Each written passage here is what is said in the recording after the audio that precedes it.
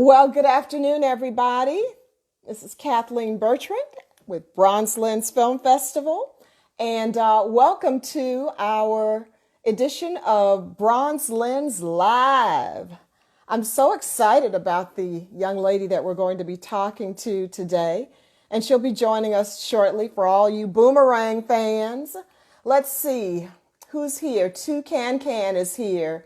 Mixed Plate, Dr. Inge, I'm not sure if I'm getting it right.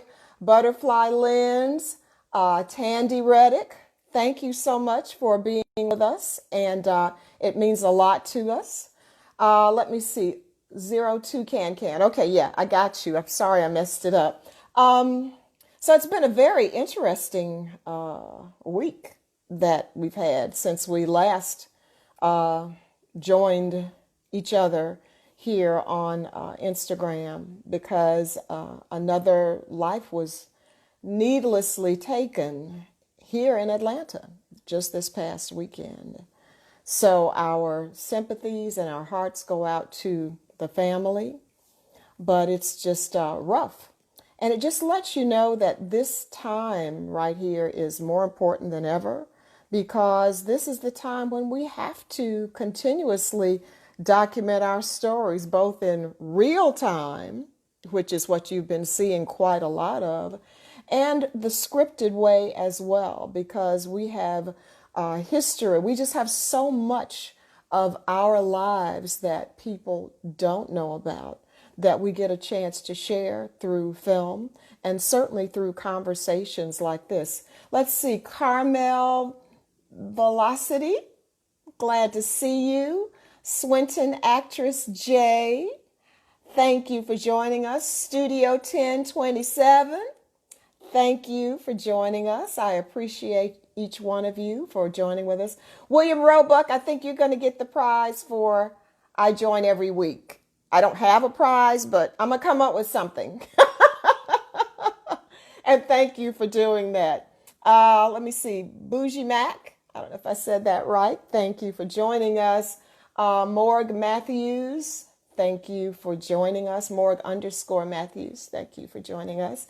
And it's just good to see all of you. I hope everybody is staying safe, that you're continuing to wash your hands, because that is so important, that you're continuing to mask up whenever possible, especially if you're going to be active and be out with the crowds and the people that are marching.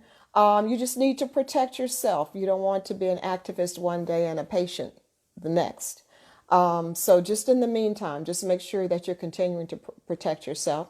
And I'm going to use this time to, let me see, Stevie Noir, thank you for joining us. And Big Delicious Life, woo! That's my friend Jessica. She has an Instagram page, Big Delicious Life, and she blogs and vlogs, I guess, about great recipes and lifestyle tips, and it's just fabulous. I made one of her recipes last night. So Big Delicious Life, y'all, hit her up and say hey to her. Hey! So yeah, let me see. Deidre McDonald is in the house. Hey, Deidre. Let me see. Vanados, it right. I'm not sure I'm saying it right, but you know who you are. Thank you. The Acadia Bride, thank you. And there's Brittany. Woo! So ladies and gentlemen, please put your hands together for this fabulously wonderful young lady. She is one of the hit series on BET, Boomerang, and her name is Brittany Inge. Please welcome Brittany. Wave at her. Hey! How are you? I'm wonderful. I'm wonderful. We've got so many folks on that are waving at you. Christopher Nolan is on. Applause for you from everybody. Can you see the comments there? Yep. Butterfly Lens. Yes, yes, yes. Awesome, awesome, awesome. So how you doing today? I am doing pretty well. I can't complain, you know. Okay. I'm going to scoot back a little bit so that y'all don't be, you're not looking at me like that. So I was trying to get my framing right too. I'm like, it's a little low. Yeah, just take your time. Take Take your time. Reveal 17, thank you for joining us. So y'all might notice something a little different in my background. It's not my usual, my house. It's the BronzeLens logo of sorts. You can see a part of it. This is one of our step and repeats. But what this signifies now, you're going to see this every week, Brittany, for everybody. We are at the official start of BronzeLens season. Mm-hmm. And we are going to be talking about the festival and the things leading up to BronzeLens 2020 every week. So when this is up, I'm going to be talking about BLFF 2020. Okay? I love it. Coming up August 11th through 16th. So we got some just exciting stuff. Third, Bennett joined us, and Scuba Stevie, hey, Steve. 1105. Stage 10 joined. So yes, I love it. I love these names. You know, I'm trying to figure out what everything is saying. So Miss Brittany, try to adjust once more so we can just get you a little bit more of your head in.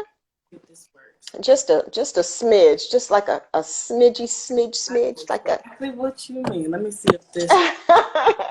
Do it. Nope, that's making it worse. How's this? That's perfect. That's right there. Stop. Yep. That's it. Hey, Roman numeral 3, thank you for joining us. So, Miss Brittany, yes. What a start. What a launch you had. I mean, you're on the national TV. Yep. You know, it's just amazing. So, I saw this young lady at a play in Atlanta. I want to say it was it Blackberry Summer? Yep, Blackberry. Am I saying? Yes. Yep. And I was just blown away with your talent, and read and saw that you were my Spelman sister. So that was like, okay, yes. And then I just started following you to see where you would pop up next, because your talent is just remarkable. And then I'm like, wait a minute, wasn't that Brittany in that promo for this new show on? It blew me away. So let's talk a little bit about your journey from Spelman on, so that people just know a little bit about your background. Yeah, well, I went to Duke Ellington School of the Arts first, which we have another connection with BronzeLens. Yes, yes, Deidre McDonald went to that school, yes. Started out at Duke, and I, studied voice there. That was my art concentration. And then when I went to Spelman, at first I was going to try to major in psychology, or, one of the typical things, a plan B type of situation. And I got there and I was like, you know what? I have the heart, the passion of an artist, and I have to go for it. And so I decided to major in music at Spelman and continue my journey. And got my degree in music, graduated, and just, wanted to be Whitney Houston. And that was it for me. I was like recording artist, like, I'm going to be Whitney, and that's it. I'm good to go. And graduated and kind of got hit with the reality of life after college, trying to find a job, securing a day job, and starting to audition. And what I found was that when it came to auditions, especially around Atlanta at the time, everything was really heavy in musical theater for the most part. When it came to auditions, again, you could go to open mics and things like that, but it was going to be musical theater. And I found that I was fine in the musical part of the auditions, but bombing the theatrical parts, like royally bombing them. Okay. And it led me to want to begin to train, because I was like, I need to be able to try to get a job performing. This is what I want to do. Let me start taking classes. Let me figure out who I can talk to. And from taking classes and then beginning to do community theater, I really got bit by the bug and fell in love with acting so much that it took precedence over my love for music. It became wow. Mine. And from there, it's just, community theater to professional theaters around Atlanta, and then eventually television and film. It just transitioned and kept putting one foot in front of the other. I mean, just look at this. You have been on Atlanta on FX. It's coming back sometime soon, right? Someday. Someday. Someday. You've been on The Passage on Fox Network. You've been on Dynasty on the CW. You've been on The Resident on Fox. Survivor's Remorse on Stars. Oh, Yeah. Love Is on OWN. I saw you. And the feature film, The Hate You Give, in addition to Boomerang. I mean, how does that happen? So you had to get good quick. How does that happen? You know what? Yes. Well, you know what it really was is that I knew that I had a natural knack for acting, but I didn't want to rely on that. I didn't want to be one of those people who, just, oh, well, I have a natural gift for this. I'm just going to go for it without taking the time to learn as much as I could about it, absorb as much as I could about the craft, because as a singer, I always am encouraging people, well, you should study the craft. And have you taken voice lessons? Have you, things like that. Of course, singing is a natural gift as well, but there's nothing wrong with continuing to train in the skill set. And so I took That's right. what I felt about singing and the way I treated that art form and just applied it to my journey as an actor. So yeah, I was not playing about training. I was in every class. I was taking Shakespeare classes and on-camera classes and everything I could find, Meisner, all sorts of stuff. Yeah. Where did you study? So, oh my gosh, some of everywhere. Some of the places that I studied in Atlanta don't even exist anymore. One, when I first started pursuing acting, Tinashe Kajese Bolden and Keith Bolden had just moved here from Los Angeles, and they had started a class, and it was phenomenal. It was an on-camera class, and I learned so much in that class, not just about the craft of acting, but the business of acting. Headshots and how to market yourself and what my type was, terms I had never heard of, and that my friends who were in theater programs in college had never heard of either. So there were, I also had peers who I went to college with who majored in theater while I was majoring in music, and they were in the class too, absorbing just as much. So that taught me a lot. I did a Steppenwolf West intensive. I think it was 2015 when I did that. So I went to Long Beach, California for 2 weeks and trained. It was like 2 weeks of like grad school, like on steroids. So I did that. Oh, wow. Yes. I trained with some other folks around Atlanta too. Terry J. Vaughn, when she had the Green Room.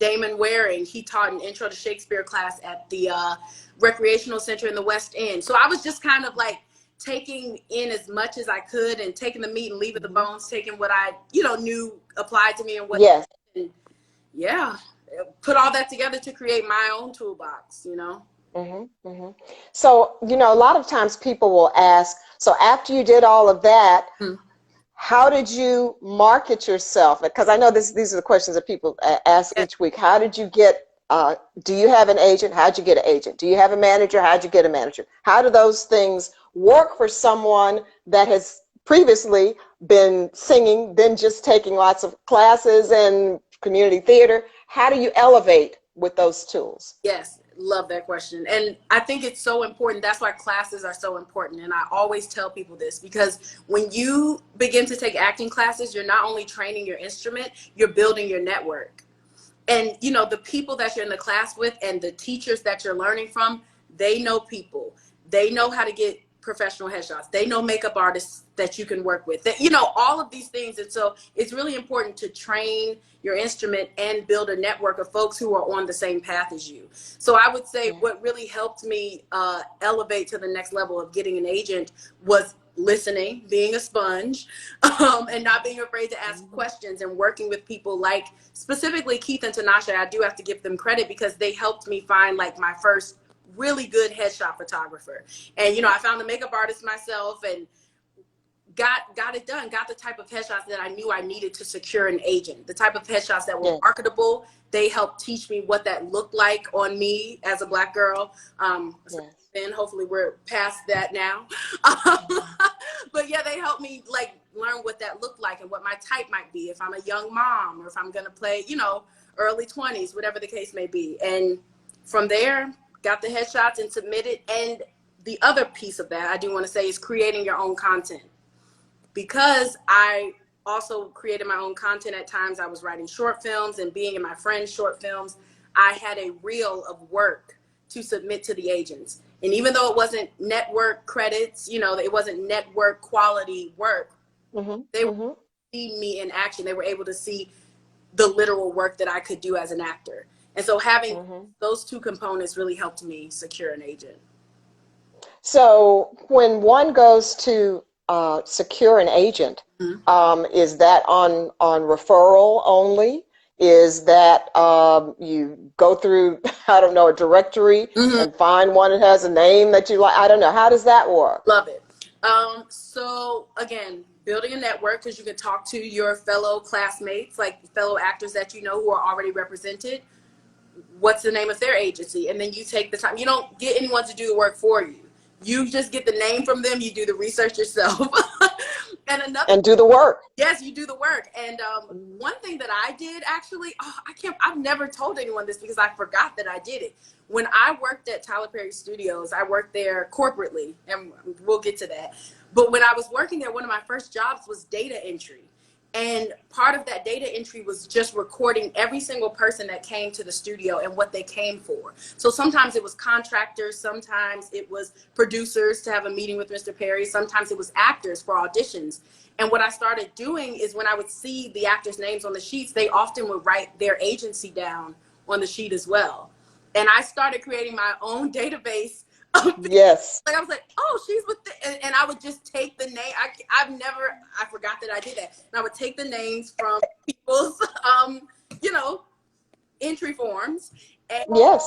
record them. And then later on my own time, not on the clock, Mr. Perry / Andy, not on the clock, I would then do research on those agencies and figure out how to submit Mm-hmm. to them, what they were looking for in their submissions, if I needed a reel, if I didn't need a reel, that type of thing.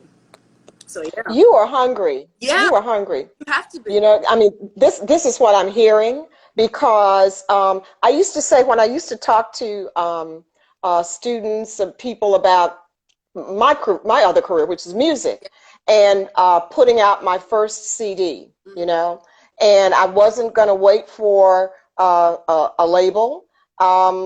I needed to do that now because there were gigs that I wanted now, and I needed a product that looked like me Yeah. and didn't look like something I just smacked together in my basement or something like that, you know. And what I used to say all the time was something that I heard another Spelman sister say, AJ Johnson. Yes, AJ. Yes. She was giving a talk somewhere and she says, well, you know, all I know to do is plan your work and work your plan. Okay. And that just clicked, you know, that clicked. I was almost 50 at that time. But I'm thinking, that's it. That's exactly what I have to do. And working the plan is what you keep talking about. It's one thing to have the plan, Right. but to work the plan, Right. time when you're off of your job, when you have to stay up late. In my case, I had to put my kids to bed first and then go to the studio, you know, and have the engineer wake me up because, you know, because it's late. Right. Gotta go home, Right. get up the next morning, get kids to school. I mean, so you gotta work your plans. It's more than just a plan. Yeah, I always say to people, you know, how bad do you want it? Sometimes I'll, you know, refer someone to like an acting coach or something. They'll say like, oh, who did you work with? And I'll send them that person. And I had one person say to me, oh, well, she lives kind of far for me to travel to. I hear you. I hear you on that. But how bad do you want it? Are you willing Yeah. virtual? I mean, like, have you completely shut down the idea because she lives so far, or are you trying to find another avenue? You know, how Yeah. do you really want it? And I think that's really important for people to consider, especially when you're pursuing a career in the arts. And that Yes. work your plan your work and work your plan. My mother preached that to me for so long. So I think it's just kind of embedded in me, that exact phrase. So yes. Always. Yes. Yes. Yes. Yes. You know, I had another phrase that I used. There was a back, you know, probably before you were born or something. Was something in Atlanta called the Olympic Games, Mm-hmm. and there were two big shoe companies, athletic shoe companies, Nike and I think Adidas. Okay. And Nike's was Just Do It, Yep. and then Adidas had, you know, some other little phrase, and I took the two and just kind of put it together for my life, and that helped me. That inspired me to go ahead and get that CD. Don't just sit about and talk about it. Just do it. Yes. My friend Roger Bob likes to say, if you're an actor, act. Don't walk around talking about Simple. I'm an actor, but act in something. Community theater is fine if that lets you hone your craft. So I love that. I love the things that you've done. Yeah. I love the things that you've done. So I want to talk then about going from theater to TV and film, from this big stage to this stage. Yeah. Talk about that transition as an actor. It was it felt natural, but it took time to really develop the skill set that it takes to kind of turn your instrument down a little bit. Yes, Just yes, yes. because there's a Denzel Washington quote that I love, where he says, like, there's no such thing as film acting or stage acting. It's just tell the truth. Yes. The truth will live anywhere. It doesn't matter what medium. Just tell the truth. And I love that, and I really believe that. And at the same time, there is a tiny shift that you do have to, tiny adjustment that needs to be made from theater to film, because you cannot be on a theater stage talking to someone like they're right in front of you the way you would on film. Like, you can't, and I know. say that is false. Like, there has to be a tiny adjustment, and vice versa. So for me, what I found early on when I started auditioning for TV and film, especially in person, I would get the feedback a lot. This was great. Loved what you did with the sides. It's a little big. I know. Oh, like, Yes. a consistent note. Like, that was Yes. a little big. And so after hearing that a few times, I'm like, okay, I don't want to keep hearing the same note. Like, what can I do to adjust that? And how I was able to, in addition to obviously continuing to train and take classes, I started watching a lot more TV and just studying folks and how watching it to study and not for entertainment. And that's a muscle too that you have to kind of develop, because we've grown up just watching TV and movies for our enjoyment. You have to shift your lens and start to watch it to study. It took some adjusting, but that's pretty much how I learned to dial it back. How can I make what I'm feeling? How can I convey what I'm feeling with just my eyes versus my body and, my body language and what I would usually do, my voice, all of these things. If I take all of that intention that I'm used to putting in my body and my voice and everywhere else and just put it here, how does that look? And so just, again, training, tweaking, it's a muscle. You literally have to build it and work it, Yes. Something you said, what did you say? Change your lens, shift your lens? Yes. Something you The lens. shift. Yes, yes, yes. I love that. I love that. I love that.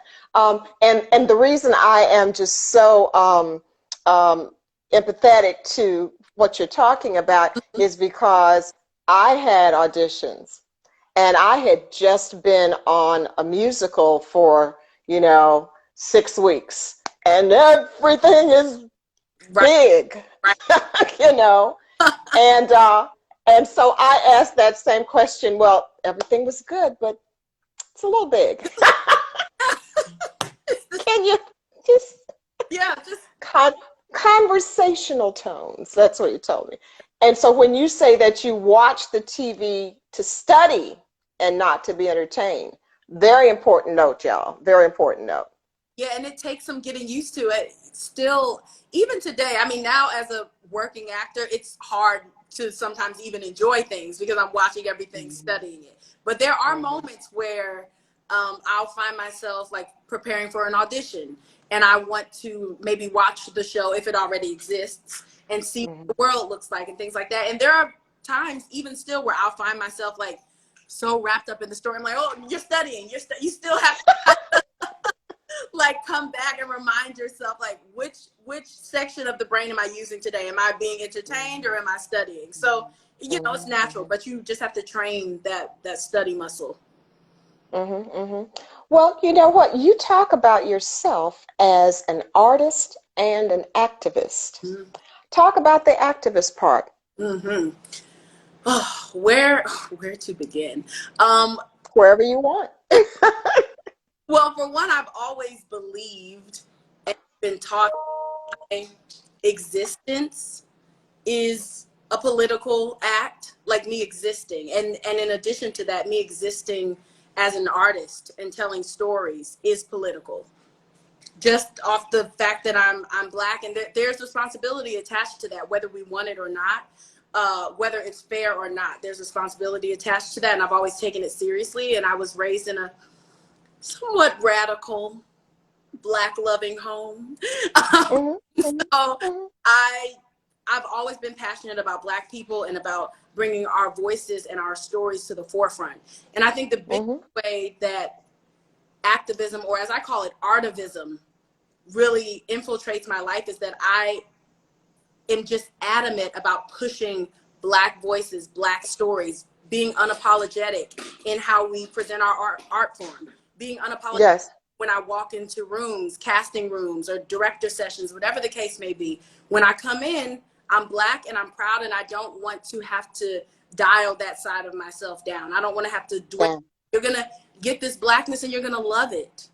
You know, and if it's not right for your project, that's fine too. Then I wasn't supposed to be a part of it, but I'm going to be as authentic and as proud as I can possibly be. And that in itself is political.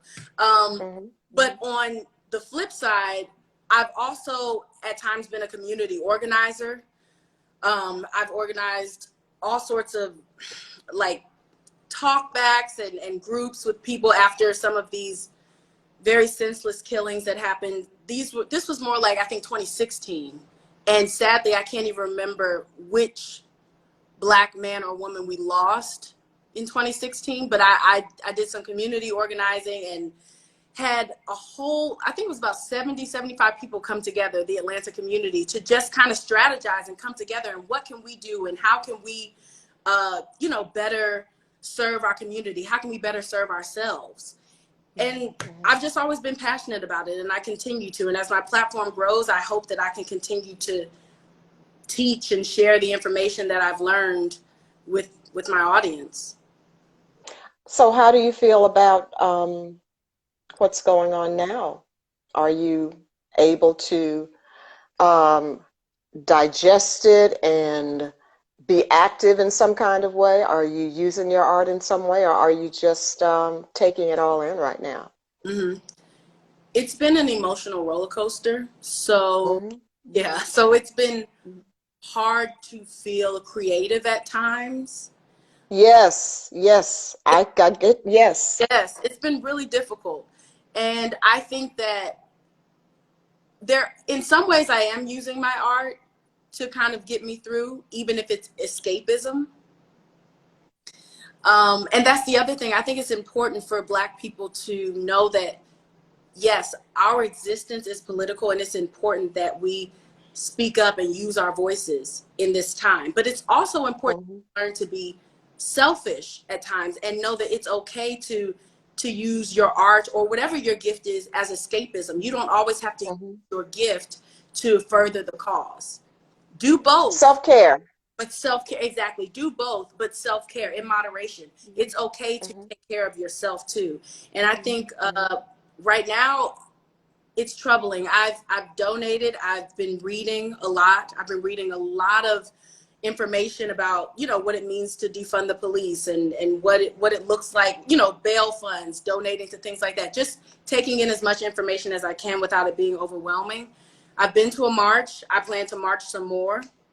But I think for me right now, the biggest thing that I can do is learn as much as I can and absolutely give as much as I can in terms of knowledge, like knowledge that I have to especially my non-Black counterparts who sometimes have questions. It's not my responsibility to teach them, but there are times when, you know what, yes, I do want to talk about it and I do want to answer your question. And here's why, and here's why it's problematic. And no, I don't mind telling you about it because it's important for Black people to want to share that information with non-Black people because racism is not our problem to fix. Right. We didn't create it. And so that's right. There's nothing wrong with you saying what you need to say and then letting it go because it's not your job. And Yeah, I feel lots of things, so I don't want to go on a tangent, but No. But yes, I agree with you. yeah, People have to want to learn. You have to want to um, expand your mind. And so it's one thing to say, how can I help? Or it's one thing to say, can you tell me, how you're feeling? But it's another thing to say, I want to study and learn how I can change, how I can affect change even. And so to my white counterparts, I think that part is important, that the desire to continue to learn and expand your mind. It's what's really going, what do they used to call it? It became cliche-ish, but that paradigm shift is what's really necessary yes, to create this change. That the fact that something happened in 2016 and we're both like, well, was it this, I know. just and that's terrible, and it's not that I forget dates, but it's been so much. It's hard to retain who came when first. Was it Alton Brown? Was it Trayvon? Was it, just it's mind-boggling. And what's really mind-boggling is that we're still having these conversations, because when I was your age, we were having these conversations. And now I have children that are your age. And I always feel bad because the world was supposed to be different. Yeah, The yeah, world was supposed to be different. And we weren't supposed to still be having these same conversations, issues, murders, etc., that we're having. But your generation is the one that's going to make that change. I believe that. And Gen Z, I think people are really fed up, and I think it's important too that we remember that we're all at risk. We're all, Yes, we are. black people Yes. are being slaughtered too. Black trans people are being slaughtered, and Yes. by our own people. And Yes. we have to talk about all of it. We have to uproot all, Yes.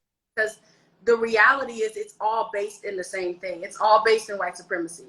These are all things Mhm. we're taught, that were programmed, that it's all rooted in the same thing. So I'm very passionate about dismantling white supremacy. I think that we all have a lot of unlearning and relearning to do. And so Mhm. I'm in the space right now of taking in information, learning as much Mhm. as I can, so that I can hopefully impart that. And also, just because someone is black, it doesn't make them an expert on blackness. Mhm. All they Or on everything black either. or on everything black, like all they know Right. are their own experiences. And so I know That's right. I have those to share, and I'm happy to Mhm. share them. But Mhm. I I I have a lot of learning to do as well, and I think the biggest piece of Mhm. my activism right now, so that I don't get overwhelmed, has to do with learning, taking in information. Okay. Okay. I appreciate that. I'll tell you another way that you have been politically active, and that is your portrayal of a curvy girl Mm, in Boomerang. yeah, You know, saying that. Yeah, let's talk a little bit about that. yes. Crystal. Yeah, I think it's just really important. I think it's so important for curvy girls to see themselves the way that Crystal is portrayed on Boomerang. For one, Mhm. Mhm. the fact that Mhm. she's curvy is not a part of her storyline. Mhm. And I love that, because Mhm. I, like, as a curvy person, I'm not spending every day of my life bringing up the fact that I'm curvy, or that I have, Mhm. like, we have lives to live, Mhm. three-dimensional human beings Mhm. like everyone else.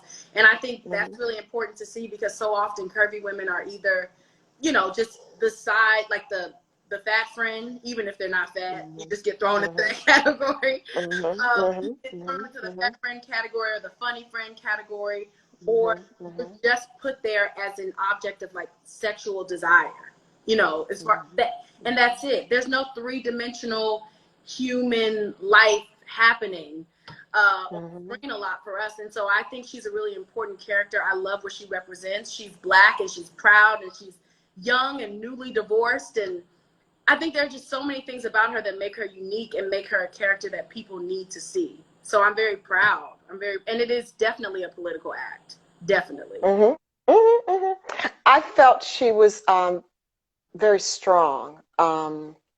Knew who she was, just embraced all of this. My daughter does this, all of this. You know.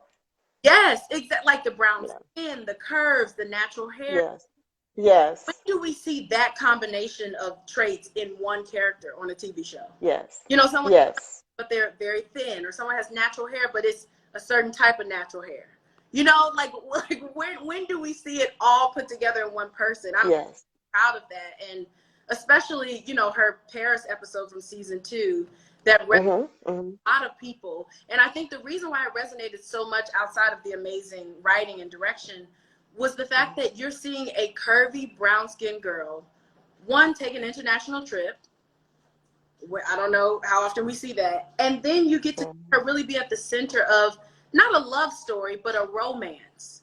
You know, Yes. the romantic, desired leading lady of that moment. And Yeah.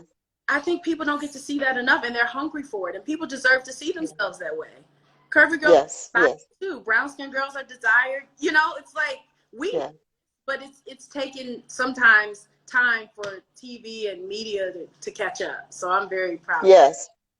Yes. Yes. Yes. And you've done a beautiful job. Are we going to get to see more? Is the series continuing or coming back for season 3 or what? Listen, fingers crossed. Fingers crossed. Okay. 3, but we're gonna see. We haven't heard anything yet. You know, COVID is it's put so many things on pause that Yes. kind of up in the air. But Yes. we're gonna see. 26. Somebody just said 2016 was the woman who was found dead. Sandra Bland. Sandra Bland was 2016, and That's what. Yeah. that's who it was, and that was really triggering for me. I'm very passionate about Yeah. Black women. I always have been, Spelman College, obviously. But I'm very passionate about the attempted erasure of us as well, and our voices and our lives and our. So often they fall on deaf ears, and so it was really triggering for me. And I was so glad that she got as much attention as she did. But even so, there are so many other Black women whose names we don't know. So many whose names we don't know who have been killed at the hands of the police. And we know so many Black men's names, although, yes, there are just as many Black men's names that we don't know. We know far more Black men names than we know Black women names. Yes. It's a problem. Yes. And I don't know why it's here for us to access our rage and our outrage when it comes to our Black men. I haven't quite gotten to the bottom of that, but I'm very passionate. But they've always been the object of a lot of the discrimination, the hate. It's the Black men, it's the Black man looking at a white woman that gets hung or burned, or it's always been, you know, the Black man has been the focus of that. But that doesn't mean that women did not suffer as well. By no means did it mean that. You know, and I mean, the ultimate indignity was during slavery and at the hands of the slave master. So that's the ultimate that women suffered. So it has been a harrowing story. Our history has been harrowing, and yet we rise. Oh, Maya Angelou would say. Yes. You know, and yet we rise. We are here. And it's amazing. Yeah. Yes, we are here. We are here and really striving for a change. I went to the National Civil Rights Museum, I'm not saying it right, in Washington. Yeah. And you know, have you been? And it starts from the bottom to the top. That's how the museum is structured. And the bottom is the slavery era, and it's tight so that you feel like, you know, as tight as you are, your ancestors on the slave ships were even tighter, you know. And then I don't know if you notice, as you rise in the museum, the lighting changes and you start realizing the many accomplishments of our people through the years. And then you get to the top and you're like, oh my God, we can be Aretha Franklin. we can be, we can be Barack Obama, but we started in the bottom. Right. That's right. In slave ships.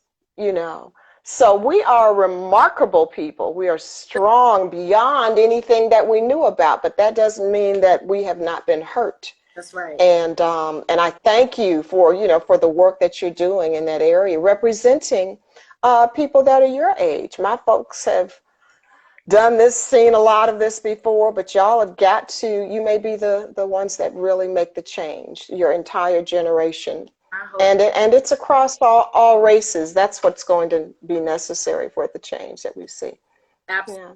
So I got a few things I want to talk to you about. I want to ask you. Yes. One of the things I do every week, I have noticed among the guests that I've had, and producers, directors, writers, there are 4 traits that really make you excel and really be at the top of your game. And this has been consistent with all of my guests. I've noticed these same 4 traits.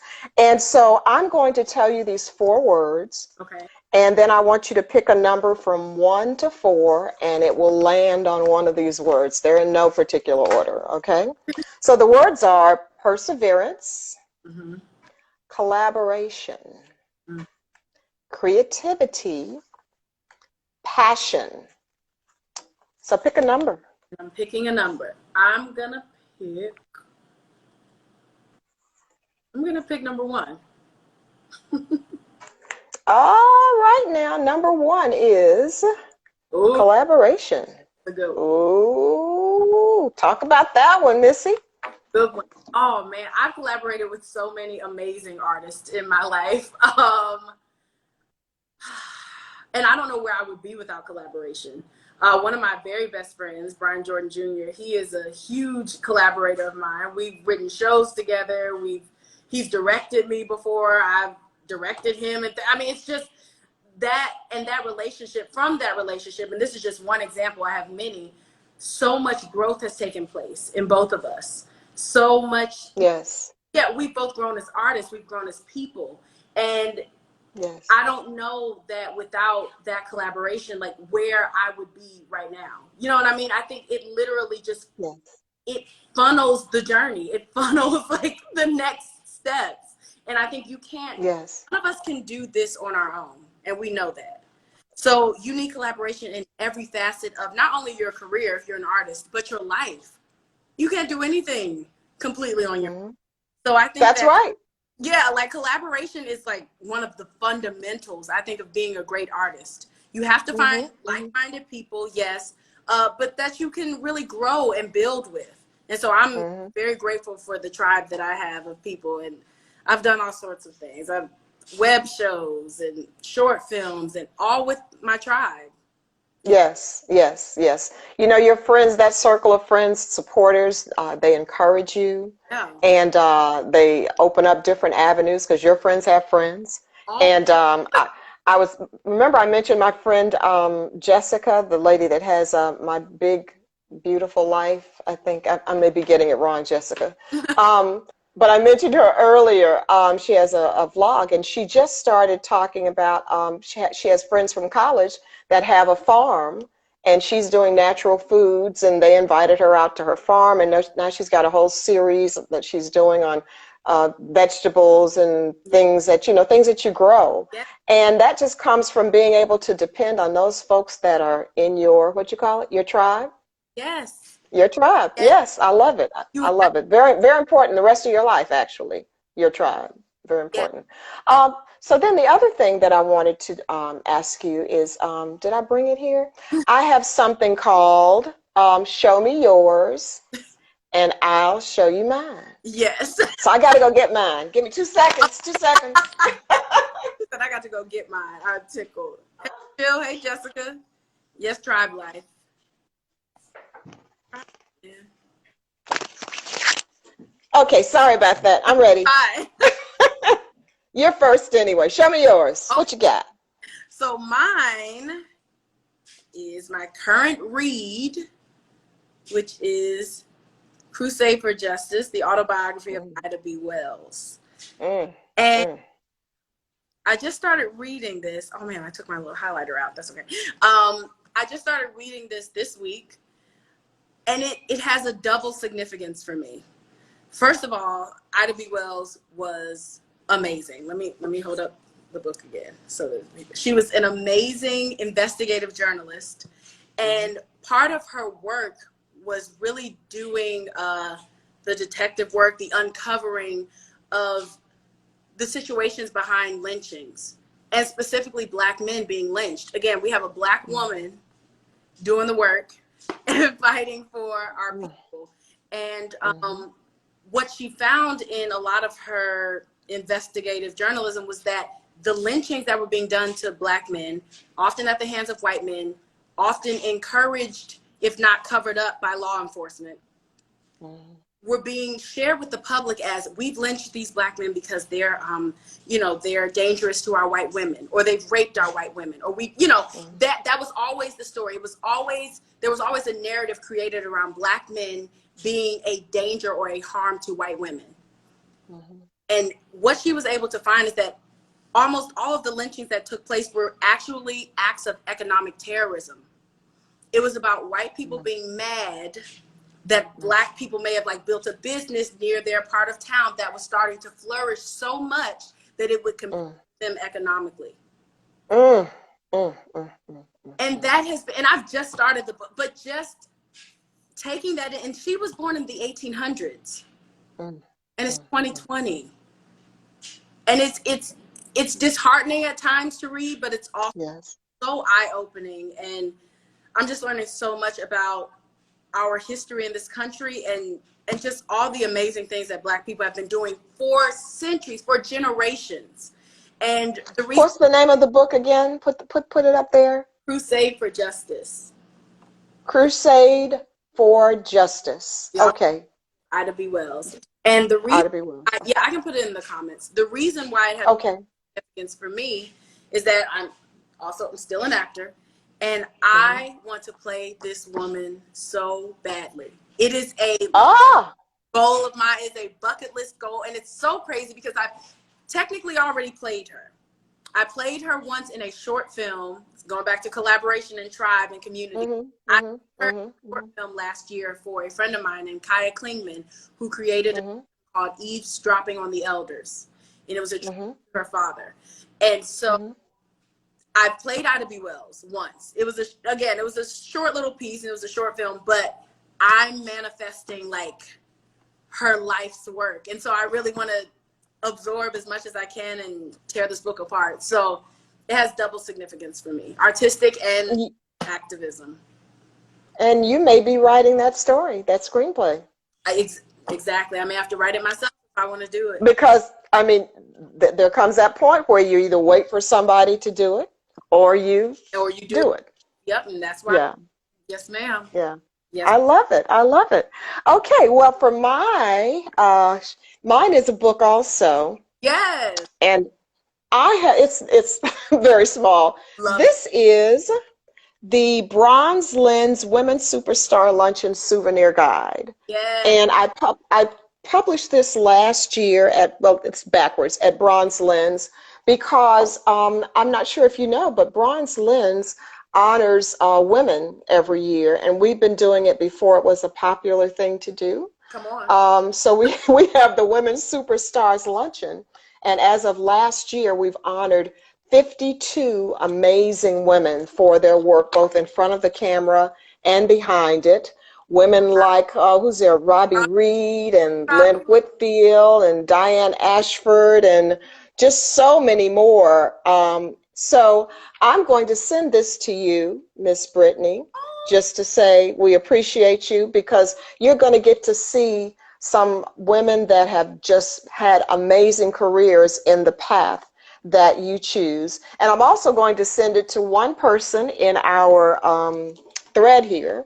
So if, let me see, the third person that writes Brittany's name for me, just say Brittany, and if you're number 3, you can DM me your information and I'll send it to you. Come on, number 3, who we got? Let me see what we got. Need you to say Brittany's name.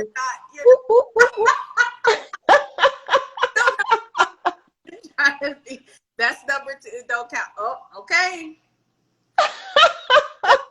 Hey sis, that don't count. Let me see. Hold on. Hold on, I number three.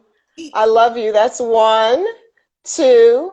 All right. Caramel Velocity. Oh, but Brian wrote it twice. So I was saying Cajun. I thought Cajun Peach was number three. No, that doesn't You count. know what? We'll do it both. Carmel. So Caramel Velocity and Cajun Peach.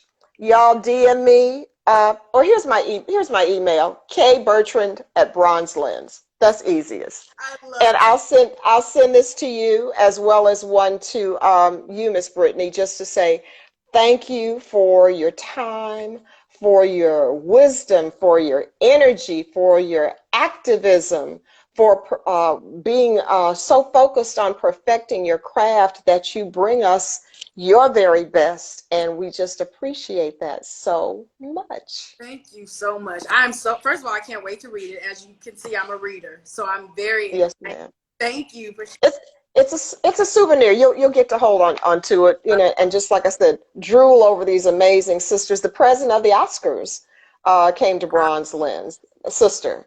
love it. Did you know that Yes. there was a sister that was president of the Oscars? You know, Samantha Vincent came to BronzeLens. She is the producer of the Fast and Furious series. Did you know a sister was the producer of the, I didn't know. right?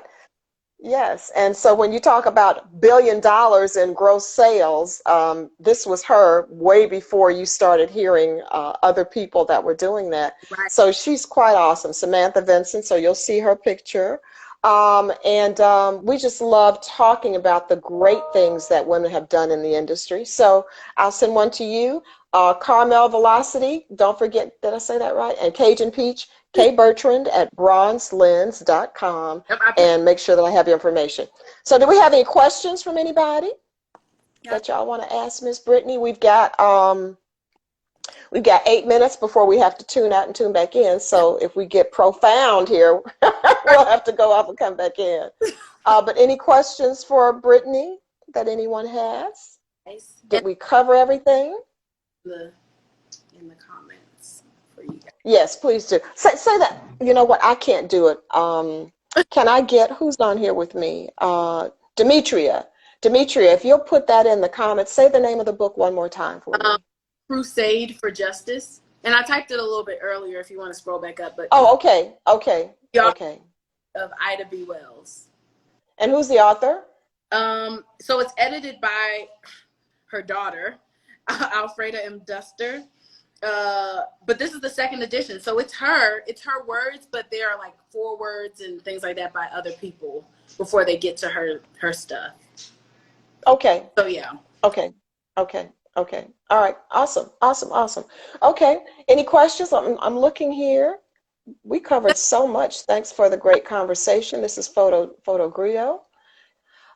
Brian Jordan, Crusade for Justice. He did it also. He wrote it in here. It's on the comments already. Yes. Okay. Great. Okay. Well, here's a question.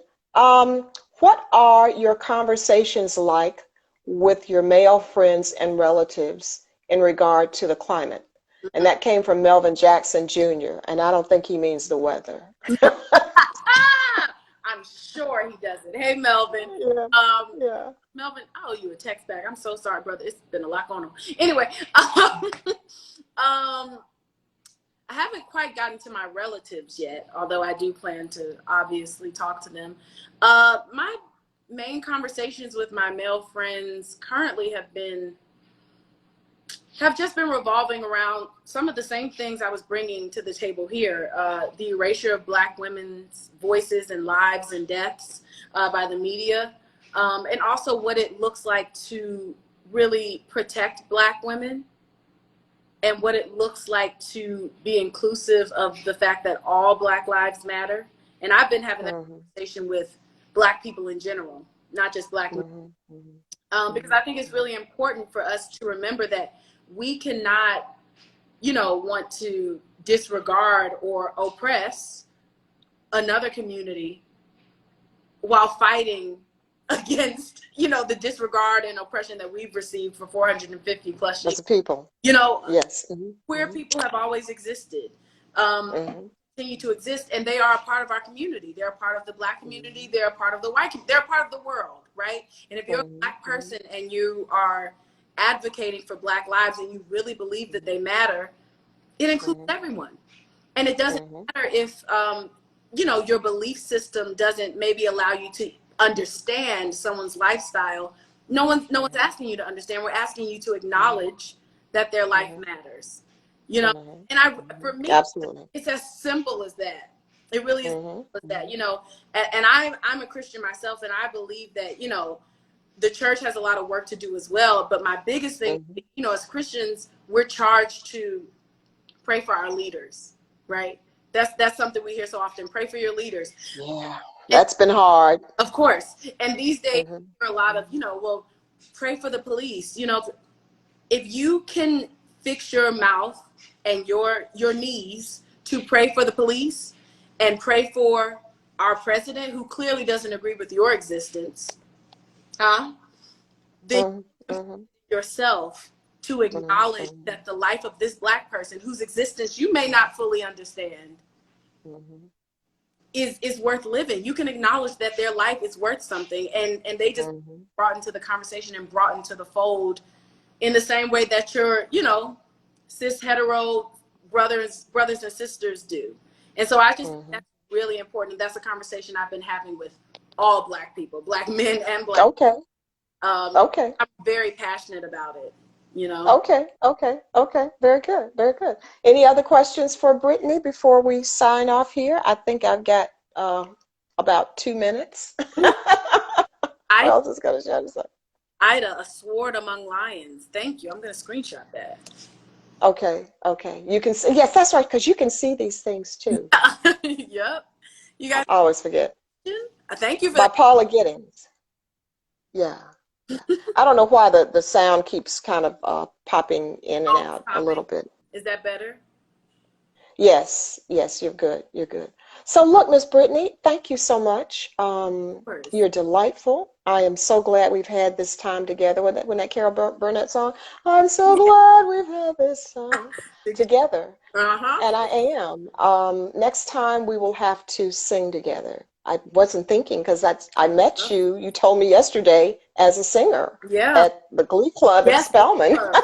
Full circle. Yes, you came and sang with the Glee Club when I was a sophomore or junior, and I was just like, oh my gosh, she's so amazing. It's so beautiful. I've been a fan for years, so this is very I love you.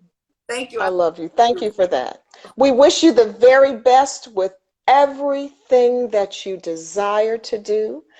Keep us posted so that we can write about you and, you know, publicize you and all of that. Okay, we will definitely do that. And my 2 winners, don't forget to send me my email, kbertrand@bronzelens.com. Send that email, y'all. And I'll get your address. I'll get your address from you as well. Okay. Oh, perfect. Thank you so much. Okay. We love y'all. Thank you so much, everybody. BronzeLens, August 11 through 16. You're going to hear a lot more information coming from us. If you're not on our mailing list already, please join it. Just go to the website, scroll to the bottom, and put your name and your email in so you get our newsletters and know everything that's going on with BronzeLens. We appreciate it. We love you all. Be safe. Take care of yourselves and those you love.